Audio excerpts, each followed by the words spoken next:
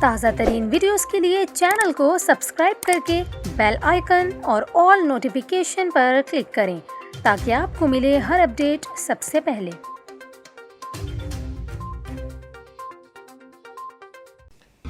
اور ابھی آپ کو کراچی کے موسم کے حوالے سے اپڈیٹ کریں۔ کراچی میں رات بھر جاری رہنے والا بارش کا سلسلہ تھم گیا، تاہم محکمہ موسمیات نے شہر قائد کے حوالے سے اب ایک نئی پیش گوئی بھی کر دی ہے۔ آپ کو بتائیں، اس حوالے سے محکمہ موسمیات کے ڈائریکٹر سردار سرفراز نے بتایا کہ مغربی ہواؤں کا سلسلہ کراچی سے رخصت ہو چکا ہے، تاہم مشرقی سندھ پر ابھی بھی کچھ حد تک اثر انداز ہو رہا ہے۔ انہوں نے بتایا کہ کل سے کراچی میں سردی کی شدت میں مزید اضافے کا امکان ہے اور یہ شدت 16 جنوری تک برقرار رہ سکتی ہے۔ اس حوالے سے محکمہ موسمیات کا کہنا ہے کہ 16 جنوری کے بعد مغربی ہواؤں کا ایک اور سلسلہ ایران کے راستے پاکستان میں داخل ہوگا، جس سے بلوچستان سمیت ملک کے کئی علاقوں میں بارشوں کا ایک بار پھر امکان ہے۔ آپ کو بتائیں کہ کراچی میں گزشتہ رات ہونے والی بارش کے بعد سردی کی شدت میں اضافہ ہوا ہے۔